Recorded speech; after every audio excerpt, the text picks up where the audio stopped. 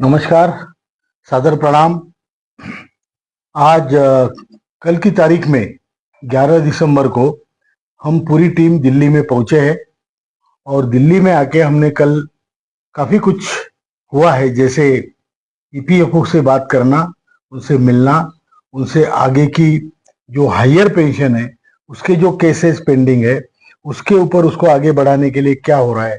तो उन्होंने कहा है, सीपीएफसी ने, एडिशनल सीपीएफसी, उन्होंने कहा है कि उसके ऊपर कार्रवाई चल रही है और उसका जो है हम फिर से ऑडिट कर रहे हैं। सिमिलरली जो जो हमारा पार्लियामेंट में कुछ और बताया जाता है और हमें कुछ बताया जाता है, उसके बारे में भी हमने एक प्रोटेस्ट लेटर लिखा है।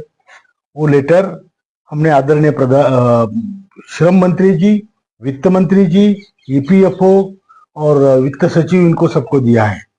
उसमें कहा है कि इसका हम प्रोटेस्ट करते हैं। जब हमने ये बात ईपीएफओ से कही तो उन्होंने कहा, सर ये डाटा तो 2019 का था जो बताया, और हम तब तक वो डाटा नहीं, एडिशनल डाटा नहीं बता सकते करंट, जब तक कि हमारा वैल्यूएशन मनी का ना हो जाए। तो हमने कहा भाई वैल्यूएशन तो जल्दी करना चाहिए।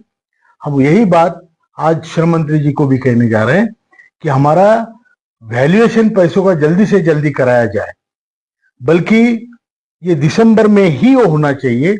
और हमारे जो पेंशन बढ़ोतरी है वैल्यूएशन के बाद में जो होगी, वैल्यूएशन का मतलब है जो पैसा इन्होंने कहीं इन्वेस्ट किया है या जो है, जो कैसे उसका विनियोग होता है, ये सभी चीजों के लिए उसका पूरा एक एक पैसे का हिसाब लेना। फिर जब उसका पूरा उनके पास मालूमात होगी तो उस पर पेंशन इंक्रीज करने का तुरंत कार्यवाही हो सकती है। तो इसके लिए हम दिल्ली में है। कल हमारा दिन बहुत अच्छा था। आज भी हम आदरणीय शोभा करंदलाजे मैडम और आदरणीय हमारे श्रम मंत्री जी से मिलने की कोशिश में है, वित्त मंत्री से मिलने की भी कोशिश में है। कहाँ तक सफल होते हैं मालूम नहीं, पार्लियामेंट चल रहा है, लेकिन हमारी कोशिशें जारी है। मैं हूँ टीम में, आदरणीय वीरेंद्र सिंह राजावत जी है जो हमारे राष्ट्रीय महासचिव है, हमारे राष्ट्रीय सचिव राजीव भटनागर जी है जो आज अभी वीडियो भी बना रहे, कैमरे के पीछे है।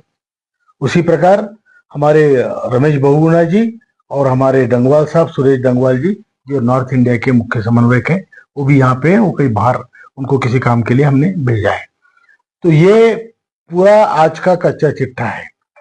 आपको मैं बता दूं, एक बार फिर से आश्वासित करता हूं, बहकावे में मत आइए। नमस्कार दोस्तों आपको मैंने पहले भी बताया था कि एनएससी जो है लगातार संघर्ष कर रही है, आए दिन संघर्ष कर रही है दोस्तों। हर बार इस प्रकार से शायद ही कोई संगठन ऐसा होगा जो इस प्रकार से काम कर रहा है। लगातार कमांडर अशोक राउत साहब इसी प्रयास में लगे हुए हैं, पूरी टीम को साथ लेकर के, कि ईपीएस 95 मिनिमम पेंशन का जो मुद्दा है वो जल्द से जल्द सुलझ जाए। अब ये देखिए, यहाँ पर जाकर उन्होंने मीटिंग भी किया, यहाँ पर बात भी हुई। जल्द ही हमारे मिनिमम पेंशन के ऊपर और भी वो खबर देंगे। फिलहाल आप लोगों का यही काम है कि आप लोग संगठित रहिए, एनएससी पे विश्वास करके संगठन में बने रहिए और लगातार अपने संघर्ष को आगे बढ़ाते रहिए। आप लोगों का सपोर्ट सबसे ज़्यादा, जब आप लोग धरातल पे सपोर्ट करते हैं ना, तभी हमारे कमांडर अशोक राउत साहब को भी हिम्मत आती है।